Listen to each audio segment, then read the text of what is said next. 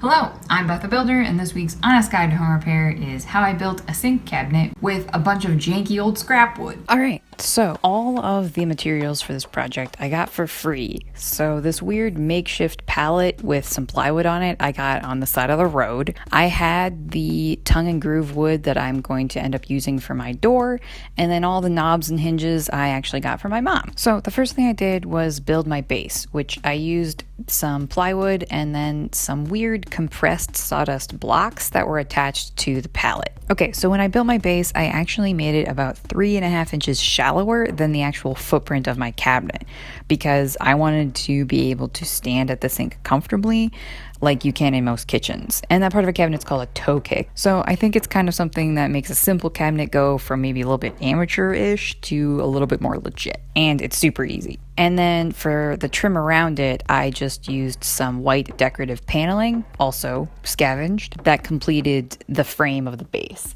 So a normal cabinet, you'd frame the whole base and then put spreaders vertically through it to disperse the weight and make sure that the bottom doesn't sag anywhere. But because I was only building 2 sides and the existing sink was going to act as my top, I wasn't really concerned about this whole cabinet being too heavy for the actual base. Plus, I was trying to be really frugal with how I used the wood that I had.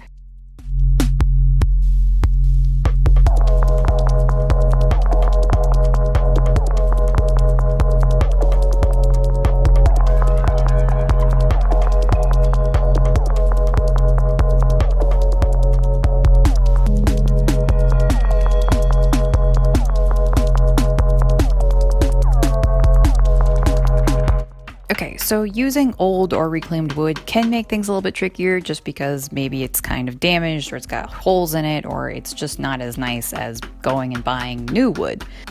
But I'm all for it because I love reusing and recycling things into something new and useful. It's always easy to throw money at something, but making something new from something old or worn out takes like genuine creativity.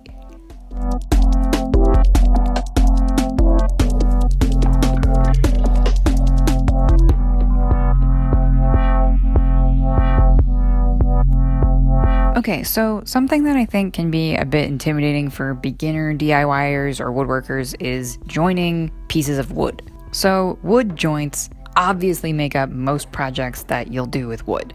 And the most common one, or the one that's the easiest to use without any extra tools, is a butt joint. So it's one piece of wood butted up against another. This joint is really simple and it's also the weakest. So I used this kind of joint on my cabinet, and then I used small pieces of scrap wood to reinforce the corners of my cabinet. So then each side of that joint is then nailed into that piece of wood, and then it's glued, and then that piece of wood is also nailed into the sides. So if you have a router, you can do some way fancier and much stronger joints.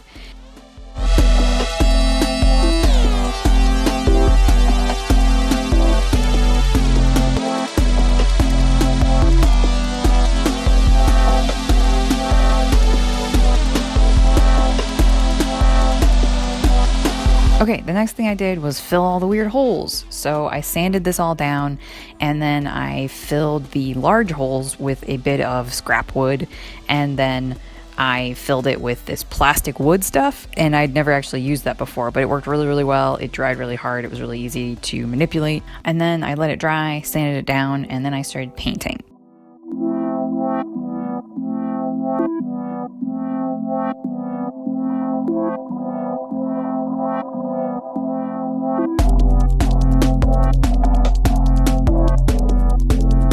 I actually ended up painting and then putting a light coat of stain on top to give it a little bit of a rustic look because all of this wood was pretty old and beat up, so I figured I might as well just lean into the fact that this is just gonna be a rustic looking cabinet.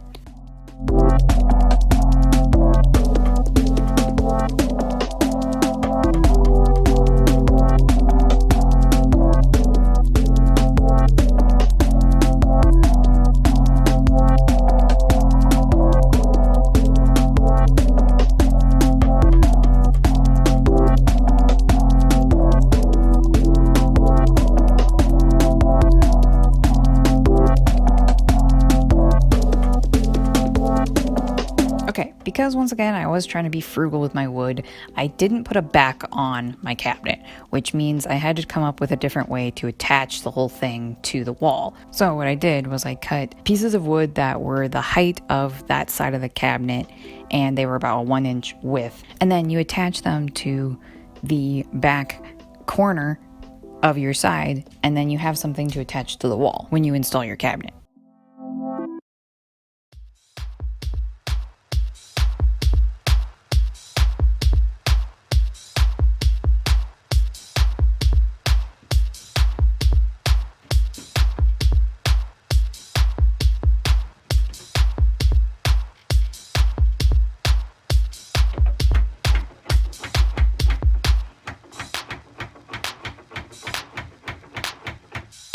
The next thing I did to kind of finish up my cabinet was to build 2 doors for the front of it.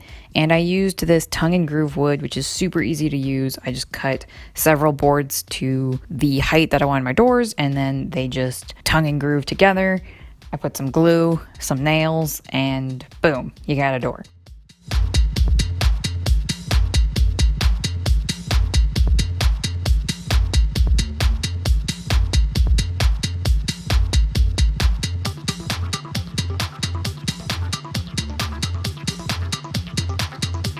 So I ended up staining my doors rather than painting them, and I really like how it turned out. I think it gives it more of a farmhouse rustic vibe with a big old porcelain sink, but nothing too fancy with these doors. I wasn't going to spend a whole lot of time trying to make it all look perfect because that's just not what this is.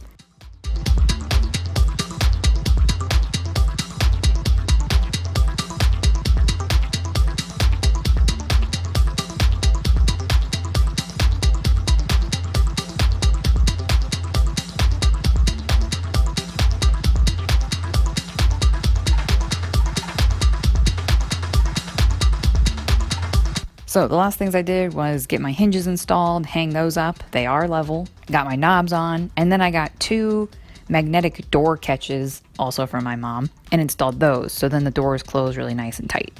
So I think that was kind of a nice finishing touch.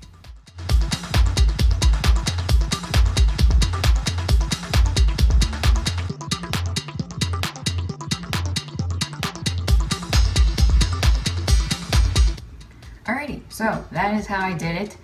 It definitely would have helped me if I'd had a little bit more of a fleshed out plan, but sometimes you just gotta wing it, especially when you're using a bunch of scrap wood. I have links of where you can find more of me in the description below, so like, dislike, that's fine. Subscribe if you want more honest DIY home repair videos every Friday, and thanks for watching.